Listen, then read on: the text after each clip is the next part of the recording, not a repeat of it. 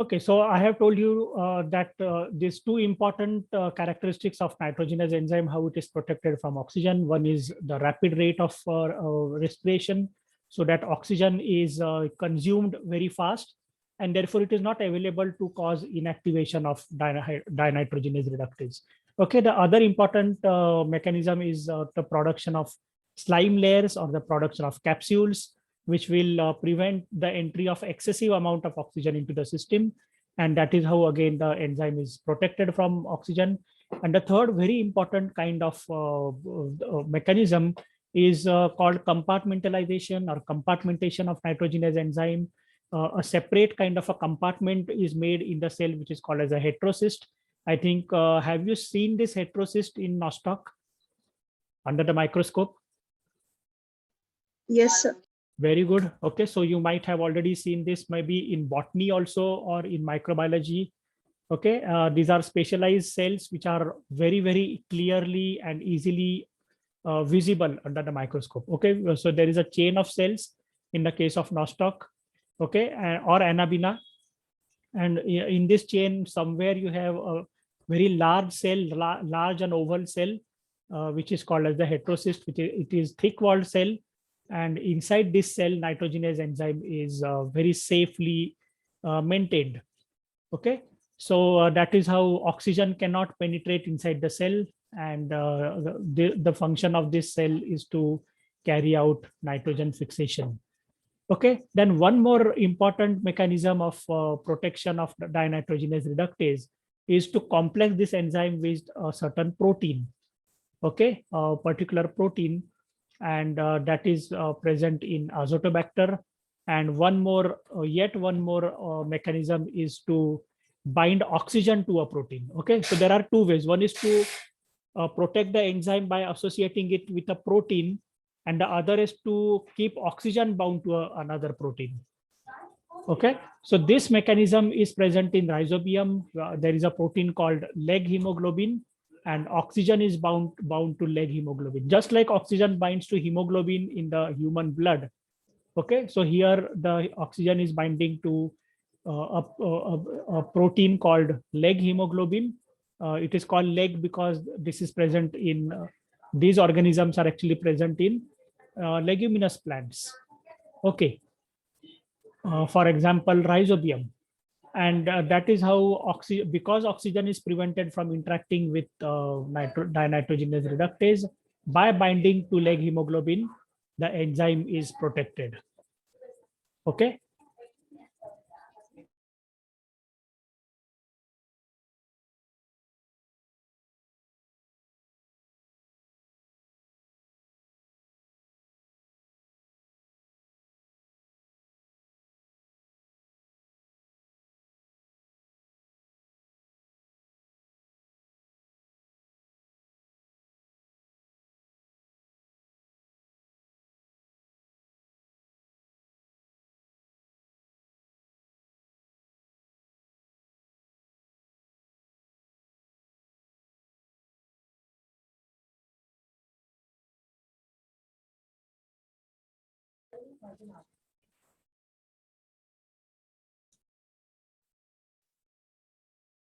Then there is an interesting group of organisms called as the phototrophic anaerobic bacteria, such as Chromatium and Chlorobium, and even Rhodospirillum. These organisms are able to fix nitrogen anaerobically. Okay, and therefore there is no question of oxygen entering the cells and causing any damage to the enzyme. Okay, and they can use sunlight. Okay, in the presence of sunlight, they can fix nitrogen anaerobically. Okay, so that is just for your information.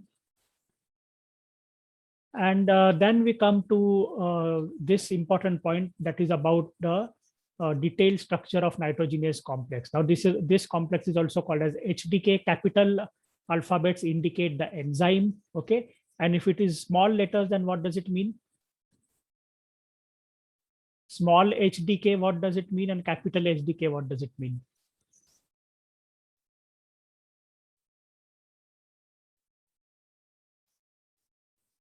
Anybody who is strong in molecular biology, genetics will be able to answer that question. If I write capital alphabets, then it means I'm writing the name of a protein. And if it is small letters, then it will mean that I am writing the name of the gene, okay, gene responsible for the synthesis of that protein. Is it clear? Yes, sir. Okay. So HDK is a complex. These are 3 different proteins which are designated by these capital letters, alphabets. Okay, and we would see one by one these components. The first component actually is dinitrogenase, and the second component is dinitrogenase reductase. Okay, so here I have written, I have taken component 2 at the top. Okay, dinitrogenase reductase. It is a 60 kilodalton protein, quite a small protein, I would say, not very big.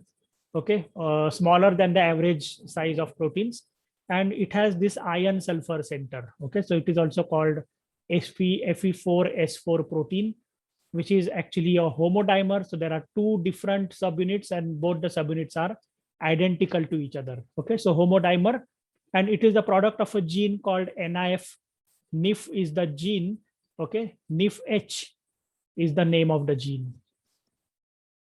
Okay, so again, remember here that I have written these letters in small script. Okay, NIF, that stands for the name of the gene. Okay, and the name of the subunit is alpha subunit. So since both the subunits are identical, we designate it as alpha 2. Okay, alpha 2. That is, there are 2 alpha subunits present in this particular enzyme, dinitrogenase reductase. What is the function of this protein? The function is to transfer the electrons to dinitrogenase.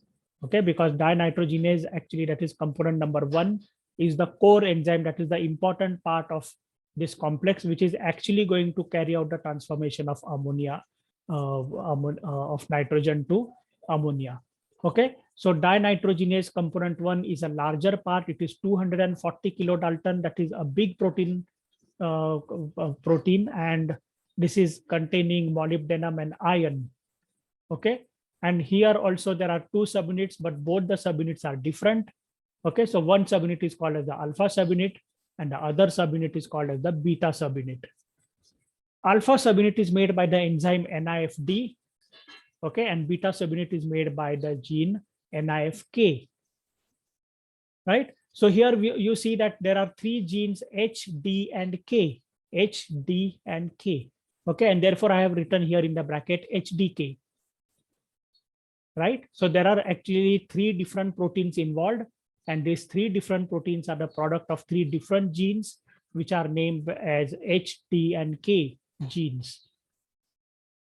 Right. Now here each subunit is present in 2 copies, and therefore we write it as alpha 2, beta 2.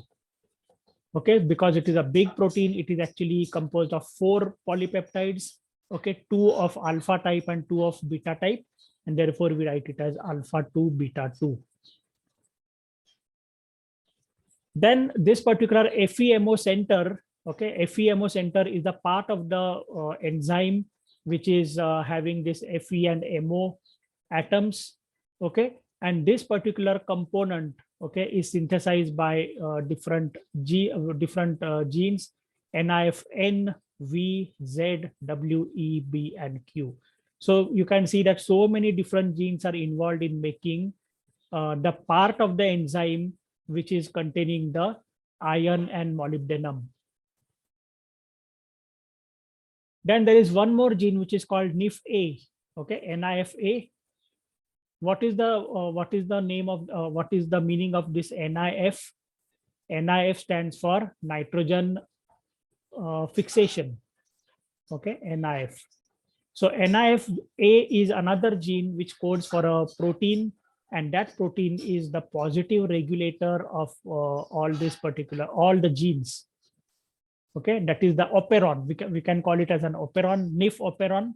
Have you heard this name earlier? NIF operon. In TY? Yes, sir. Yeah, in agricultural microbiology, we had a separate paper on agricultural microbiology when I was in TY BSc. Okay, so I think that format was in Pune University, and in BAMU we have a different pattern, of course, but maybe still you might have studied about NIF operon. Okay, so NIF A is the positive regulator for this particular operon. right? So we go further. This is about the different genes. There are 20 different genes which are involved in NIF operon. Okay, the genes for dinitrogenase and dinitrogenase reductase are properly studied in one organism called Klebsiella pneumoniae. Okay, very well studied. And these enzymes are part of a large complex regulon. Okay, very large regulon, and that is also called as NIF regulon. So we are not calling it just as an operon, but it is a combination of different operons, and therefore it is called as the NIF regulon. Okay, and that is also called by NIF HDK. Okay, NIF HDK. So although HD and K are the important parts of the operon, there are other genes also which are part of the operon, and in fact it is a part of a regulon. Okay. This is a list of different genes which are present in this regulon. I'm not going to read out everything. When you are free, you can just go through this particular table. Okay. Now, in addition to this major type of nitrogenase that we have already seen, okay, we have seen the characteristics. There are some other nitrogenases which are present in other types of bacteria. Okay. So sometimes in some organisms, the nitrogenase enzyme does not contain molybdenum. Okay, so what does it contain? Instead of molybdenum, there is another element which is called vanadium. Okay, so these enzymes contain vanadium and iron instead of molybdenum and iron. Okay. So although these genes are different and although the products are also slightly different, the basic mechanism, basic similarity is always there in all these different kinds of nitrogenases. Okay, so although different organisms have different types of enzyme, basically or fundamentally the structure and the function of all these enzymes is the same, right? Then there is one more organism, interesting organism, which is called Streptomyces thermoautotrophicus. In this particular organism, which is also a nitrogen fixing organism, the enzyme nitrogenase is not sensitive to oxygen. Okay, so that is interesting. And not only that it is insensitive to oxygen, but in fact, oxygen is required for this organism for this particular process, that is nitrogen fixation. Okay, so just see the difference that this organism is not sensitive to oxygen, and on the other hand, oxygen is essential for nitrogen fixation. Okay, so just look at this, how it happens. The electron flow, I'm referring to this particular point. The electron flow takes place from carbon monoxide. So carbon monoxide is the donor of electrons. From carbon monoxide, the electrons go to oxygen by the enzyme called carbon monoxide dehydrogenase. Okay, and this particular reaction actually leads to the formation of a very unusual product, and that is called superoxide. Okay, so when oxygen takes the electron, oxygen is converted into superoxide radical. Now, normally you know that superoxide radical is a toxic radical. Do you know that? The negative radical of oxygen, okay, that is oxygen is having an extra electron, so it is called as O2 minus. Okay, I have written it here in the bracket here, O2 minus. This is called as superoxide, and superoxide radical actually is supposed to be toxic to a particular cell. Even in humans, superoxide radicals are responsible for different problems. They carry out oxidation of DNA. Okay, or they carry out oxidation of proteins, and that is how they damage the DNA or proteins. Okay, but in this organism, the interesting thing is that the nitrogenase enzyme is actually working like superoxide dismutase enzyme. Have you heard this name? Superoxide dismutase? Yes, sir. Okay, what is the role of this enzyme?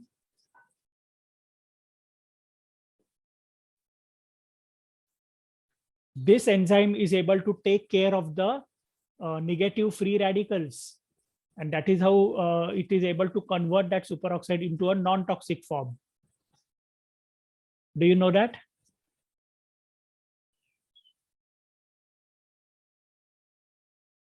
Shamim, Unamul?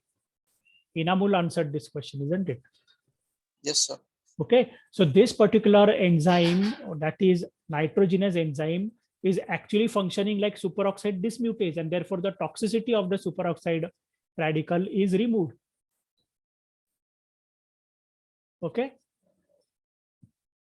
So although it is a nitrogenase enzyme, it is carrying the role of two different enzymes. One is to fix the atmospheric nitrogen, okay, and the other role is to convert the toxic radical of oxygen into non-toxic form. In fact, the most interesting thing is that this particular toxic radical is required in the process. Okay, that is to say, the electron which is in the superoxide, that electron goes to STR2. STR2 is like dinitrogenase reductase enzyme, and from STR2 the electrons go to STR1. STR1 is like the dinitrogenase core enzyme. Okay, so electron flow actually is taking from carbon monoxide to dinitrogenase enzyme for the conversion of atmospheric nitrogen into ammonia. But in the process, superoxide radical is important. Okay, so although it is a toxic radical, it is still very useful for this organism. Right, so that is why this is a very unusual kind of an organism where the toxic radical is made purposely, and using the toxic radical, nitrogen is fixed. Is it clear to everybody? Yes. Yeah. Then how Yes, this yes, nitrogenase, how the nitrogenase enzyme is measured? That is called assay of nitrogenase, and that assay is actually based upon what is called as the reduction of acetylene molecule. Okay, CH triple bond CH. Okay, so enzyme nitrogenase can carry out the reduction of acetylene, and then this acetylene is converted into ethylene. Okay, CH2 double bond CH2. This ethylene is actually measured in by gas chromatography. We have already studied about gas chromatography in the last semester, if you remember that. Okay, so the measurement of ethylene, okay, actually helps you to determine how much nitrogenase enzyme is present in a particular system. Is it right? And the other way of measuring nitrogenase is by using radio-labeled nitrogen. Okay, so we have ammonia, which is labeled with 15 nitrogen, that is a heavy form of nitrogen. And then, sorry, nitrogen. Nitrogen is labeled with this particular radioactive substance, that is 15 nitrogen. And then when this nitrogen is converted into ammonia, okay, the presence of 15 nitrogen in ammonia, which is released, that is measured by what? What is used to measure the radioactive elements, radioactivity? We have seen different instruments in the last semester. It may be a GM counter, okay, or proportional counter, or scintillation counter. Do you remember all that? Yes. Or have you forgotten? You should be able to link, okay, whatever we are studying in this semester, you should be able to link it with the other paper which we have studied already in the earlier semesters, or whatever we have studied in the UG level, in the BSc class. Okay, so everything we should be able to link up together, right? So here this radio labeled ammonia, which is formed from labeled nitrogen, okay, that ammonia is measured by using scintillation counting. Is it right? Okay. Then I want to ask you a question whether the next lecture is there. Bukhtar madam, is she engaging the lecture? No, sir. No. Peshwa madam? Yes. At what time? 2:30. 2:30. 2:30. Okay. So do you want me to continue a little further? Yes, sir. Or are you tired? If you are tired, you can let me know. You can just raise your hands if you are tired.